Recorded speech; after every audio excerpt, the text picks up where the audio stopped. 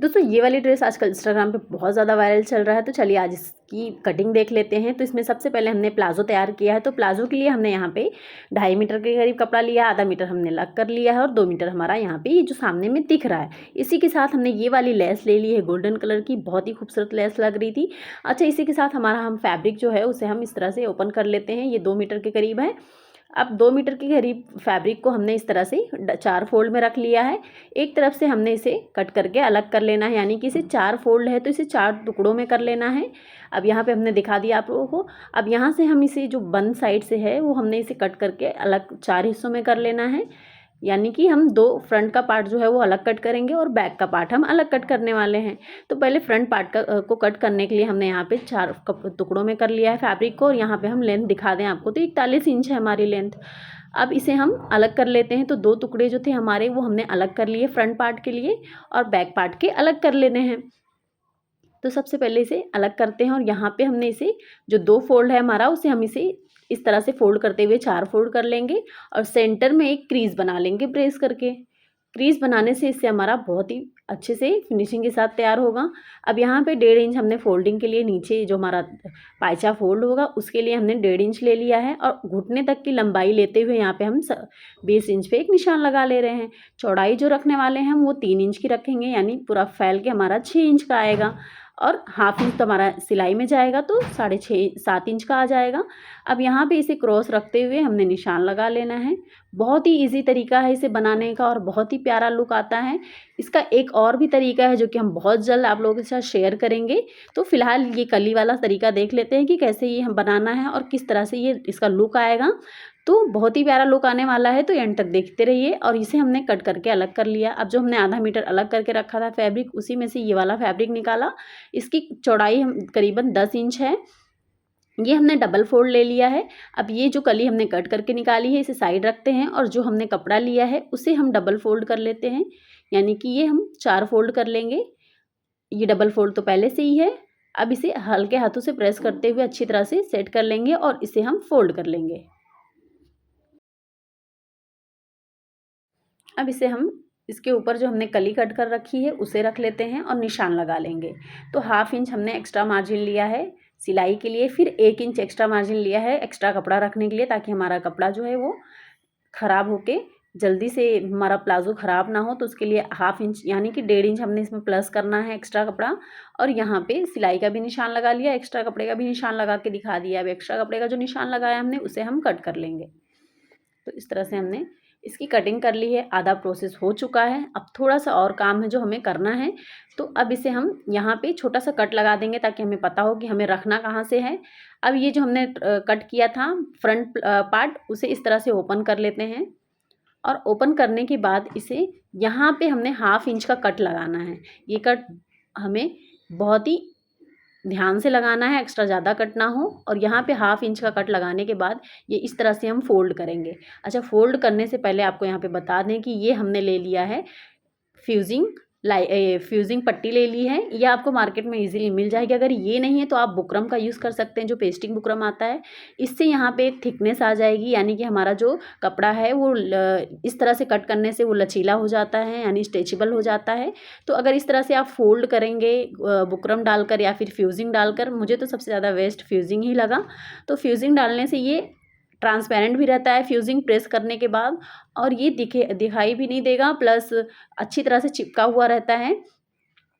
तो ये वाला आप ज़रूर ट्राई करें। इससे ये फोल्ड और अगर फ्यूजिंग आप यूज़ कर रहे हैं, फ्यूजिंग से ये दोनों पट्टियाँ एक दूसरे में चिपक जाएंगी। और अगर आप बुकरम यूज़ कर रहे हैं तो उसे आप सिलाई लगानी पड़ेगी आपको। तो सबसे बेस्ट यहाँ पे फ्यूजिंग ही है, और ये यहाँ पे स्ट्रेचेबल बिल्कुल नहीं लगेगा, बिल्कुल सिलाई लगाने के बाद थिक हो जाएगा। उसके ऊपर से हम ये वाली लेस अटैच कर देंगे बिल्कुल बड़ी सिलाई के साथ, यानी जो हमने सिलाई का दाब रखना है उसका सिलाई का टाका जो रहेगा वो हमने बड़ा करके रखना है करीबन 5 इंच पे, ताकि उसकी सिलाई हम बाद में खोल सकें। अब यहाँ पे नीचे जो हमने एक्स्ट्रा पार्ट लिया था उसके ऊपर ही रख के लगानी है हमने, और ये हमने लगा के तैयार भी कर दिया। सिलाई लगाने के बाद लेस को अटैच कर दिया अच्छी तरह से। अब यहाँ पे हम कलियाँ लगाने वाले हैं, तो कलियों को लगाने के लिए जो हमने निशान लगाया था उसी के ऊपर रखते हुए ये हमने डिस्टेंस को चेक करते हुए दोनों को अच्छी तरह से सेट कर दिया, और पिन की हेल्प से इसे अच्छे से बैलेंस में सॉरी डिस्टेंस में, सेम डिस्टेंस में हमने इसे अच्छी तरह से सेट कर लेना। अब यहाँ पे हमने बारीक सिलाई लगा के इसे तैयार कर दिया। नीचे से जो भी हल्का सा आगे पीछे हो रहा कपड़ा तो उसे आप कट कर लें। दोनों पार्ट को हमने एक दूसरे के साथ इस तरह से सेट करके रख देना है, दोनों पार्ट तैयार करके। अब बैक पार्ट की कटिंग करेंगे, तो बैक पार्ट की कटिंग करने के लिए यहाँ पे हमने डबल फोल्ड कपड़ा बिछा लिया। अब जो हमारा फ्रंट पार्ट था इसके ऊपर हम रखने वाले हैं, तो फ्रंट पार्ट को भी इस तरह से रख लेते हैं, अच्छे से सेट कर लें।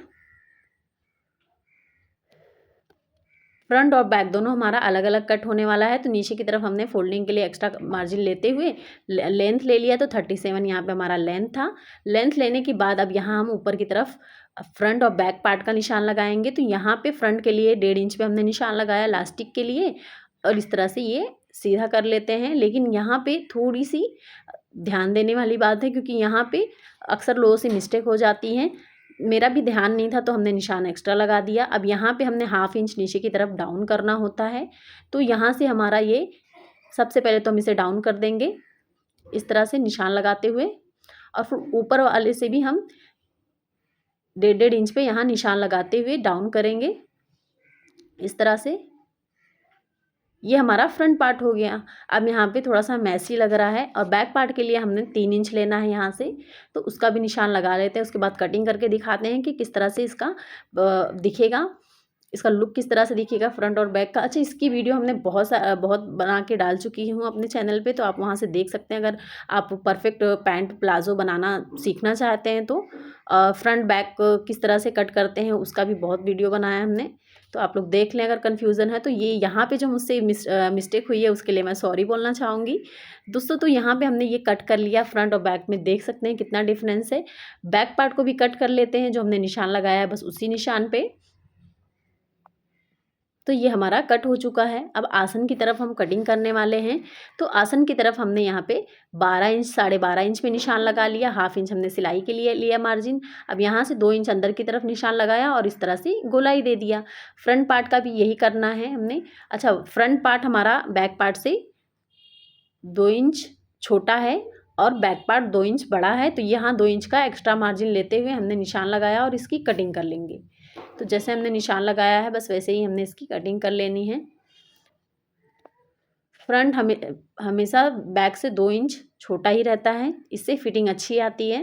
और जो उठने का प्रॉब्लम होता है प्लाजो हमारा अंदर की तरफ, वो नहीं, खिंचाव नहीं आता है। तो यहाँ पे हमने इसे कट कर लिया। अब यहाँ पे हम इस तरफ भी कट करके इस तरह से घेरा निकालेंगे, यानी कि इसे क्रॉस कट करना है। कमर हमारा कम है, लेकिन फ्लेयर जो चाहिए हमें नीचे की तरफ, जो घेरा चाहिए वो थोड़ा ज़्यादा चाहिए। तो यहाँ पे हमने इसे कट कर लिया, और यहाँ पे अब हम सिलाई लगाने वाले हैं। तो सिलाई लगाने के लिए सबसे पहले हमने आसन को जोड़ लिया। आसन का पार्ट जोड़ने के बाद यहाँ पे देख सकते हैं ये हमने साइडों को जोड़ना है। तो यहाँ पे दोनों पार्ट का आसन जोड़ लिया। आसन जोड़ने के बाद दोनों की साइडें जोड़नी है। साइडें जोड़ने के बाद यहाँ पे हमारा ये नीचे फोल्डिंग करनी है। ये हमारा पाइचे का फोल्ड है, तो ये हमने इस तरह से डबल फोल्ड करते हुए फोल्ड कर लेना है। और इसे फोल्ड करने के बाद अब ऊपर हम लास्टिक का फोल्ड करेंगे इस तरह से। जो भी हमने मार्जिन लिया था 1.5 इंच, उसे ही फोल्ड करके लास्टिक लगा के तैयार कर देना है। और ये हमारा फाइनल लुक है प्लाज़ो का। बहुत ही अच्छा लुक आ रहा था।